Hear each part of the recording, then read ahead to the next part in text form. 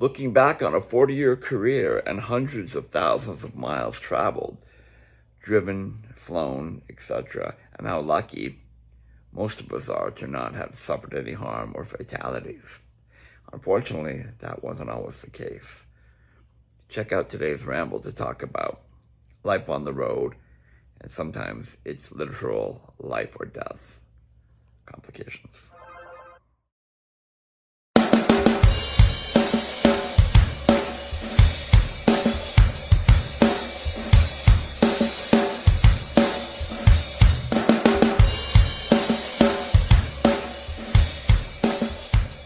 Welcome to a new edition of the Gamble Ramble vlog, and I am, as always, your host, Glenn Archie Gamble.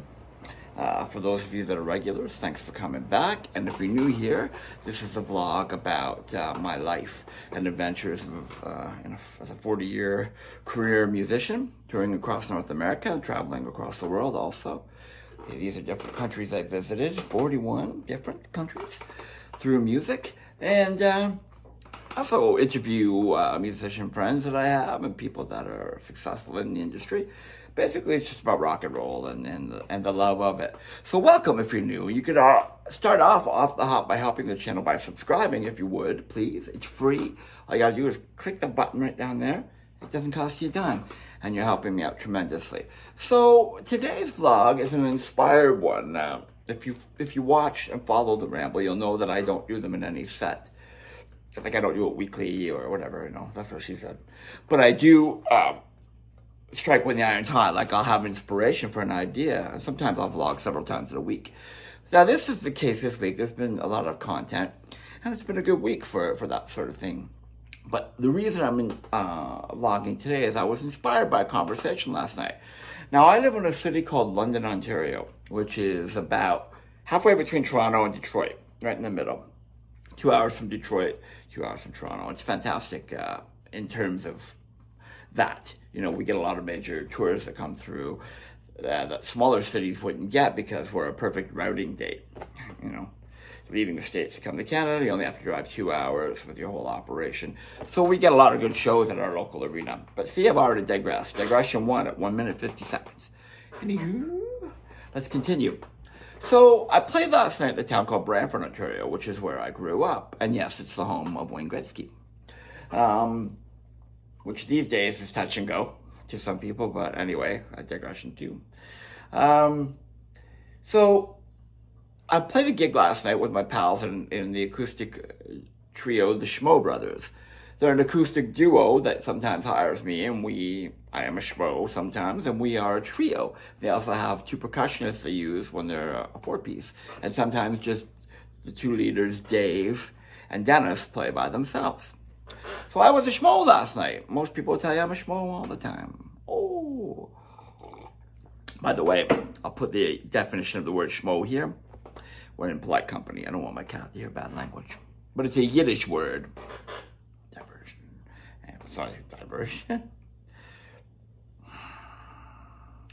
Anyway, let's move on.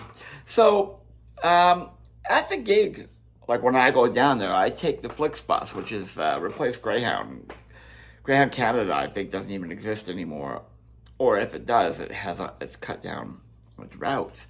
And it's a cheap bus service, and I go down there, they pick me up, we do the gig.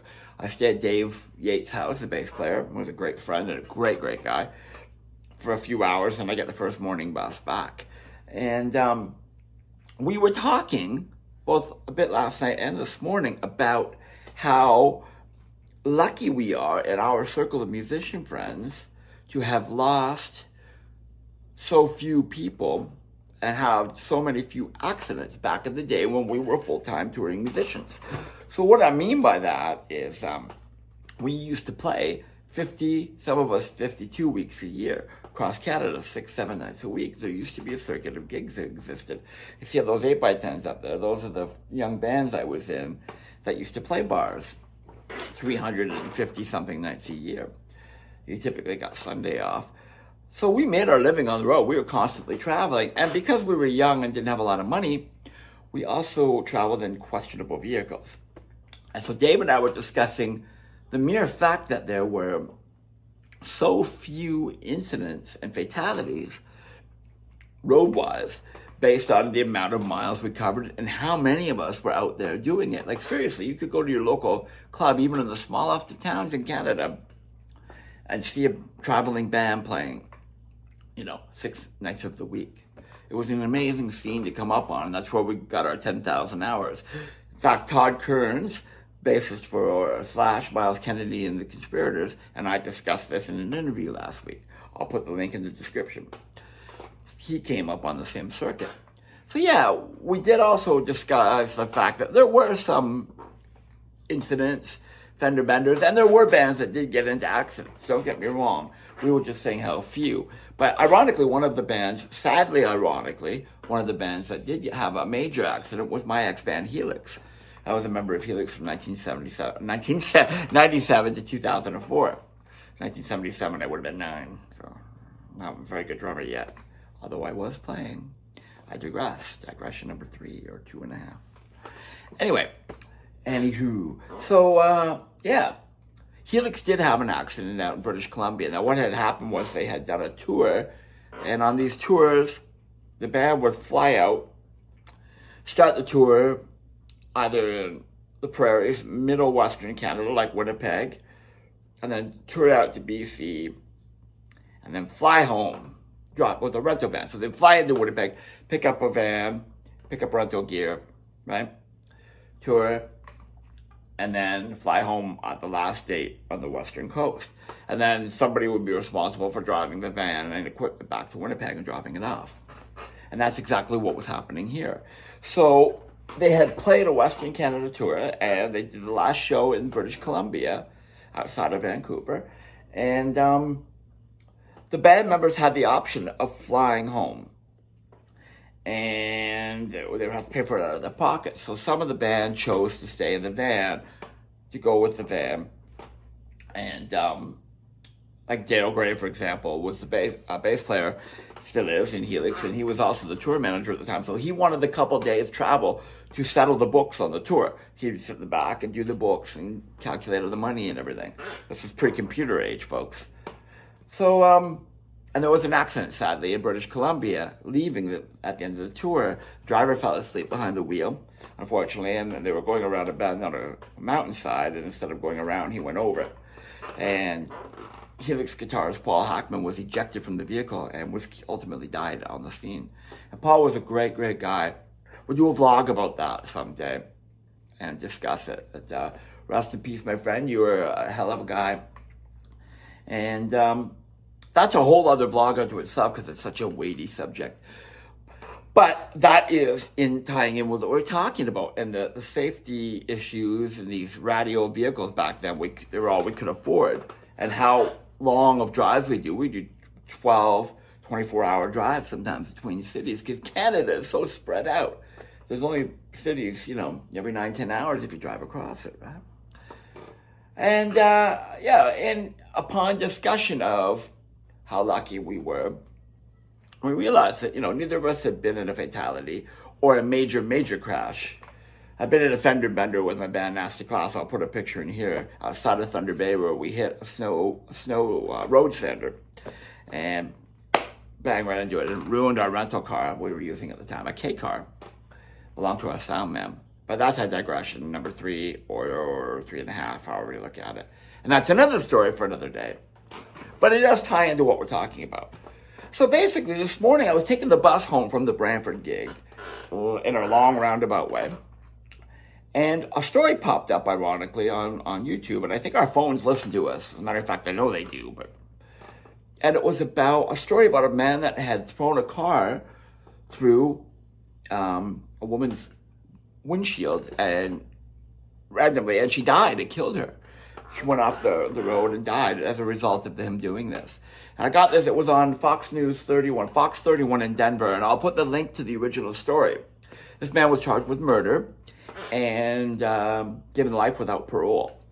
But what it made me think of was, we were just talking about fatalities last night and bands, and this exact scenario happened to a band I was in called The Joys. I kid you not, and I'm going to tell you all about it now. It's very scary but an interesting story nonetheless. So in this young woman's, in Colorado, in her case, this man's car sped by her car. She was minding her business. She was like 20, driving, and he threw a rock out of the speeding car window, hit her windshield, and it caused her to die. It caused an accident or whatever it was. It hit her, I'm not sure. Caused a fatality. In our case, that's not what happened. The band The Joys I was in from 2004 to 2008 was the busiest working band I've ever been in. We played as much as the bands I described back in the 80s did, except we would do one-nighters or three-nighters. So we never did a week anywhere. But we would do 2-3 nights one place and then go to another city, do 2-3 nights. So we were on the road all the time. And in terms of proportionally speaking, I guess, or in terms of odds, I'm surprised it didn't happen sooner. But we did have an accident. We were coming home from a gig in Hamilton, Ontario, and we were driving home for the night to London, Ontario, a distance of about an hour and a half. And as we were going through Brantford, my town, we were just past out of an overpass. An overpass that was right by my high school. I was pointing out to the guys, here comes my high school, you know. And it was about 3 o'clock in the morning. We'd done the gig, loaded the van and trailer. We were driving through. Now, at that point, if I can find a picture, I'll put it in here. We had a van and a white trailer. And then we had a sponsorship from a company called Fabutan. And they paid us something like 10 grand to put their logo on the side of our van and trailer. And it was called the Fabuvan from that point on, right? Big Fabutan logo on it. But we got $10,000 out of the deal. So we were driving through, technically that's a digression, but it's part of the story, so we'll let it slide. We were driving, again, coming through, and we were coming up for the Cypress City overpass, and I remember saying to the guys, oh, there's the high school they went to on the right. And just after we got over, there was a massive, loud explosion sound. One of the loudest sounds I've ever heard. And I was lying down on the second. So we have bench seats in the van, driver's seat, passenger seat, and then bench seats and a bunk in the back. And I was lying down, sitting up, kind of talking to the driver. And Mike Mackay, our guitar player, was driving. And Sarah Smith was in the passenger seat. And she had just been turned around talking to me, because she's facing me so I could read her lips, because I'm a bit hard of hearing in loud situations.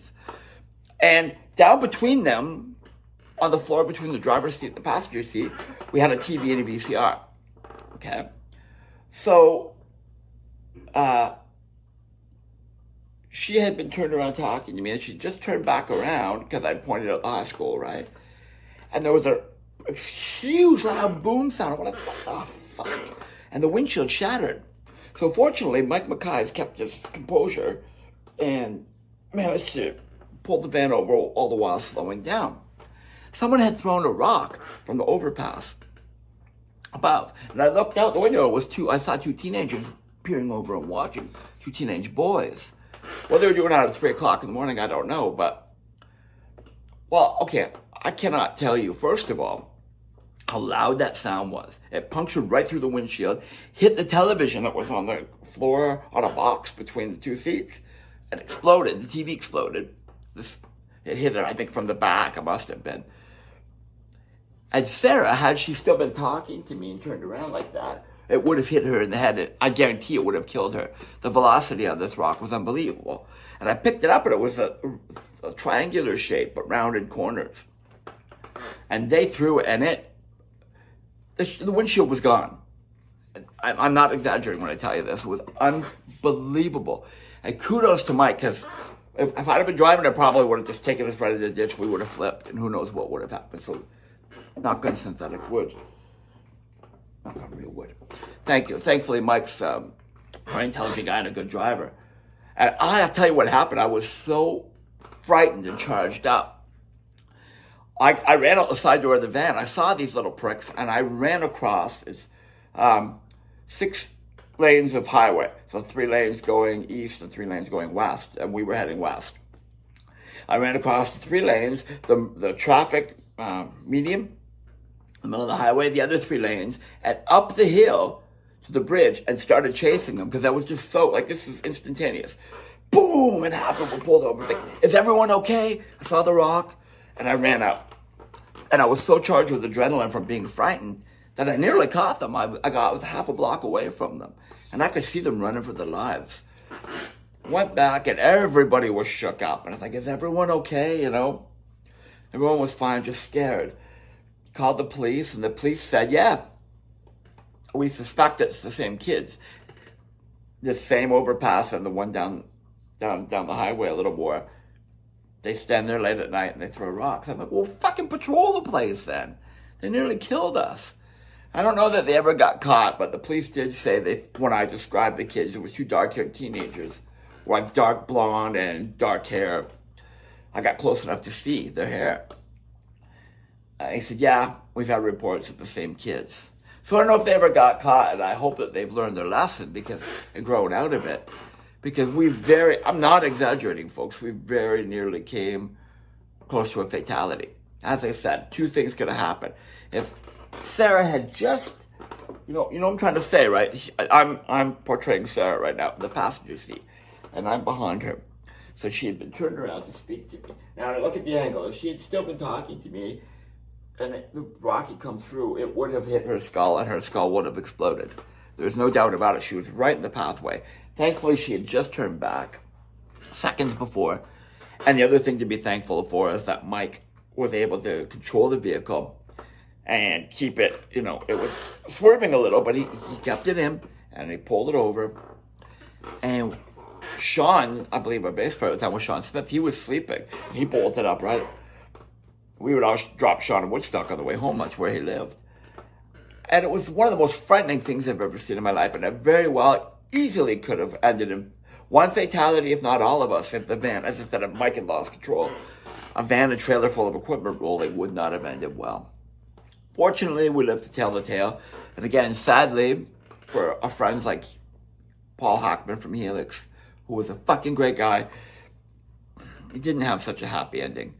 So, to wrap it up, just saying, I'm very grateful to be alive today, in general, with all the miles we covered, and flights too, that things have gone smoothly.